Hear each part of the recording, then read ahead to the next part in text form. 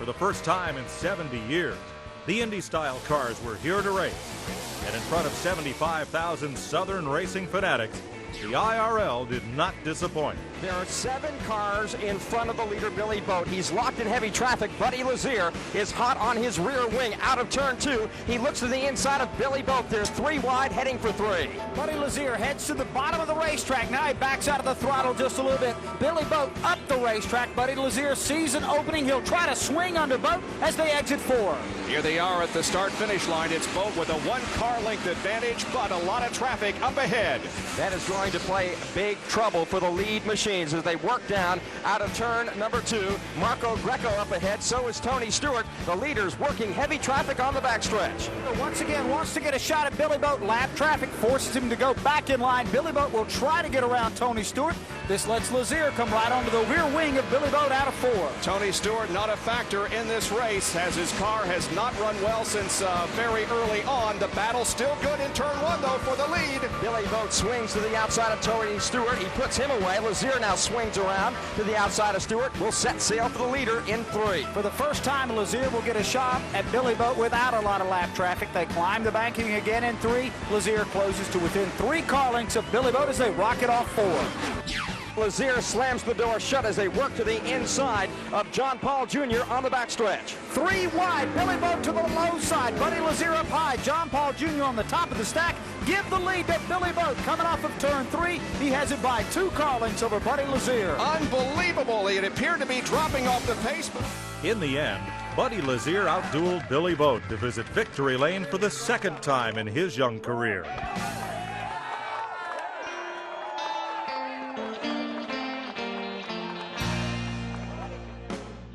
But another star began to shine in Charlotte. His name, Jimmy Kite.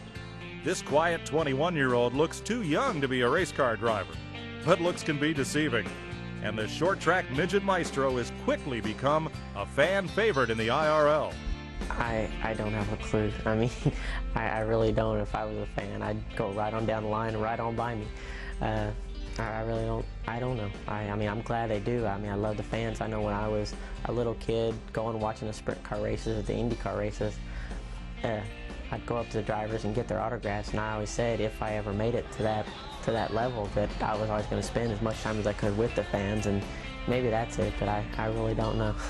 Right to the bottom of the racetrack on the outside, it's Stewart. Stewart with a slight advantage as they hit the backstretch. Jimmy Kite has been dogging Tony Stewart for about 8 laps now. He got up underneath him in 2, couldn't make it work. Now he looks to the low side again, coming off 4. Jimmy Kite down underneath Tony Stewart off 4. Can I take a breath now?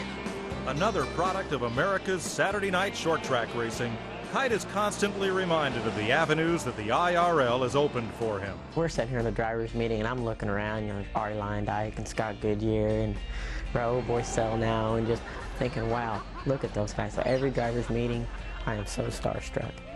Kite led 11 laps in Charlotte in only his 2nd IRL start, before crashing on lap 164.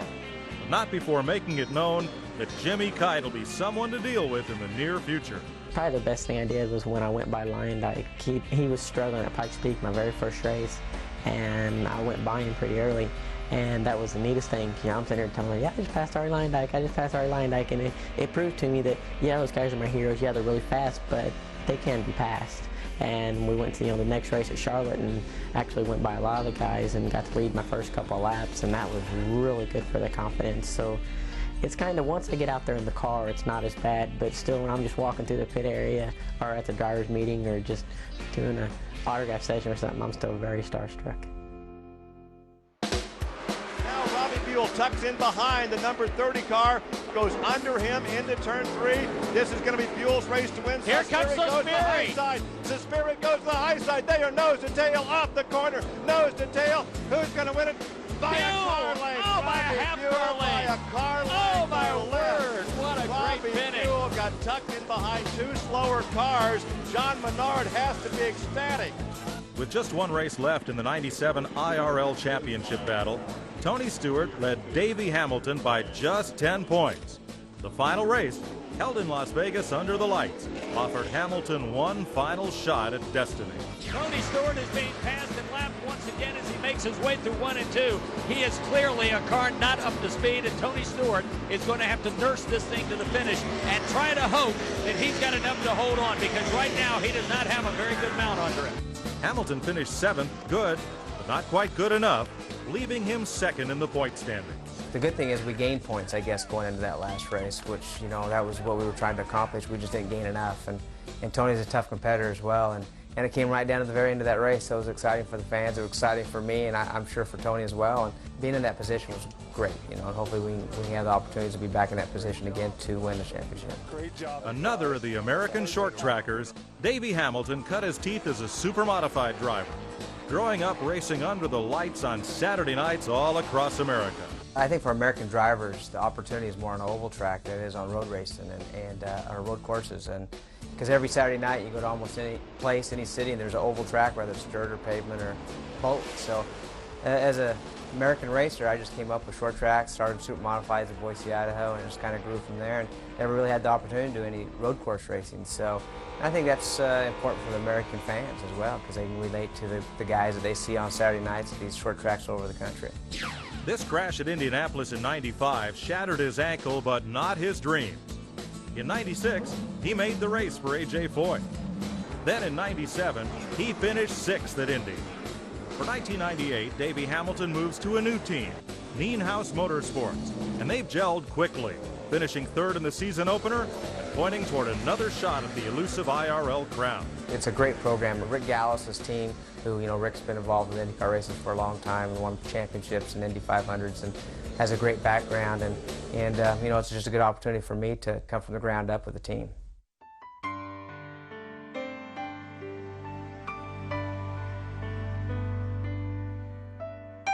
When sports car champion Eliseo Salazar won the '97 season finale in Las Vegas, he became the 9th different winner in 10 IRL events.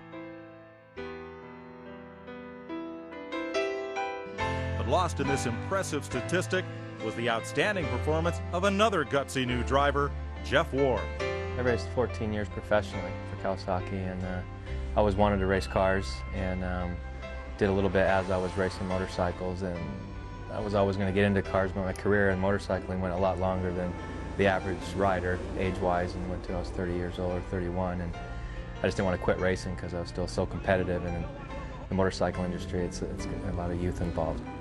Ward started motocross racing at the tender age of 5. The teeny green meanie became the first rider to capture 7 national titles with one manufacturer.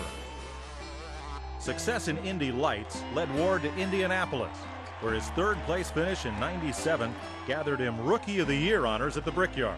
I was real excited, and it was a dream come true. You know, just to lead a lap there would have been great, but I was out there all the way to the end, and it was just yellow flag conditions that they kept us from winning. So I'm looking forward to going back next year with everything I learned. This past January, that front-running effort continued with a 2nd place finish in the season opener. For in 1998, Ward returns full-time with a new sponsor, a new team, and an ever-burning desire to win. And what if the impossible were to happen, and Jeff Ward did come home victorious at Indianapolis this May? My whole career. I could be done, if nothing else. If I never drove again, I'd be happy.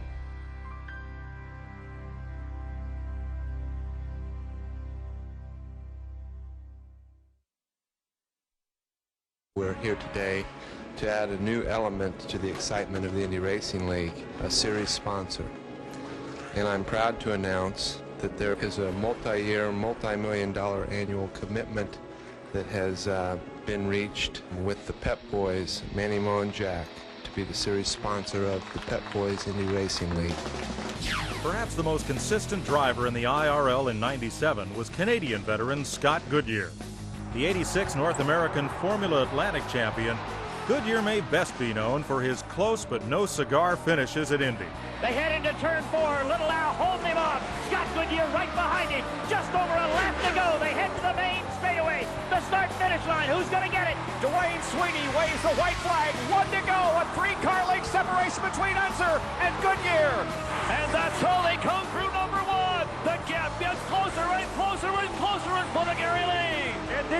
3 or 4 car lengths as they work off the second corner for the last time. Headed down the backstretch, headed right at you, Larry Henry.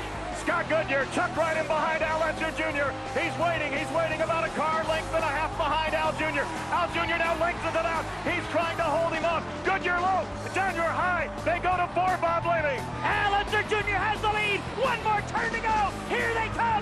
Coming to the finish line. Bob Jenkins, who's going to win it? The checkered flag is out. Goodyear makes a move. Little Al wins by just a few tenths of a second. Perhaps the closest finish in the history of the Indianapolis 500. In '95, he was leading with just a few laps to go when he passed the pace car on a late race restart. He went around the pace car. The green flag is coming out. The pace car is now off the racetrack. We are under green at Indianapolis. We'll see what happens. Then a year ago, he and teammate Arie Luyendyk staged a dramatic final lap shootout, only to come up short once again. I don't think Scott Goodyear is going to have a shot for the 3rd time in his career. He's likely to finish second. Arie Luyendyk has the advantage. Arie Luyendyk is going to win this thing across the north chute to turn 4. Arie Luyendyk into 4 with a comfortable lead over teammate Scott Goodyear. Arie Luyendyk headed to the start-finish line. Arie Luyendyk wins the 1997 Indianapolis 500, the 81st running of this edition, by 7/10 of a second over Scott Goodyear.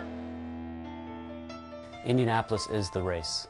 You know, from a driver, from a fan, as a kid growing up in Canada, you know, we always sat down on the May weekend to watch the Indianapolis 500. I think everybody looks at that and says that's the biggest motor race in the world, not only from a commercial point of view, a spectator point of view, but absolutely as a driver. No matter what discipline you're racing anywhere in the world, you want to win the Indianapolis 500.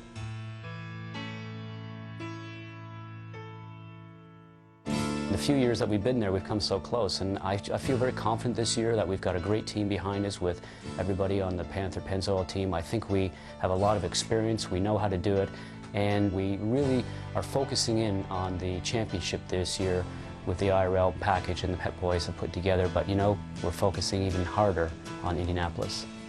Ladies and gentlemen, start your engines.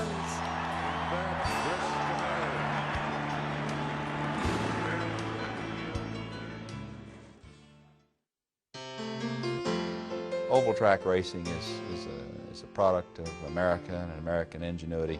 It's pure American racing. I mean, I never saw an oval before I came to the States. There's always a race going on. I mean, the track on the ovals, there's always, in the street circuits or road courses, there's big gaps, and there's just a lot of different strategies involved. Where the ovals, it just seems to be there's a race all the time, and spectators can see everything. About 2 years ago, I went to, I think it was one of the kart road racing circuits, and spending all this time on ovals, all of a sudden, I understand why the public loves the ovals so much. I mean, everything that was exciting that happened on the corner where I wasn't, and I couldn't see anything.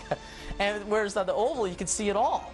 Well, Tony Stewart takes the lead through turn number 4. Then it's Robbie Buell. 3 in a row coming through with leading that pack is Luyendyk. They head to the start-finish line. It's a great battle for 3rd position. We've got about 5 cars fighting for 3rd and 4th. Jerry. In the last several years, with the growth of NASCAR, people have begun to realize that if you're going to succeed in the United States, if you're going to compete for your television ratings and for your sponsorship, you got to be on ovals. Americans like to see the whole thing. I liken it a lot to, for instance, going to an NBA game or going to a hockey game where you can sit in the stands and you can see the action end to end. You can see everything that's going on. I guess it's just the excitement. You never have time to relax or to settle down. There's always a race going on somewhere, and it's so intense. Dismore goes for it again on the bottom of the track. Mark Dismore once again less than a car length separating him. He has pulled beside of Robbie Buell. He is going to get the pick off the 95 car. The lap car, the 95, has given Dismore an opportunity to make the pass. A beautiful move. We are seeing so many young drivers that race midget and sprint cars and other types of cars that are getting a chance that never would have under the other regime. And I think that's what has to be done, or what is direly needed, and why I'm supporting the Indy Racing League. Opportunity, cost effectiveness, safety. Repaving a path to stardom. From the grassroots of American open wheel racing, all the way to the Indianapolis 500. That's what the Pep Boys Indy Racing League is all about. For TNN Motorsports,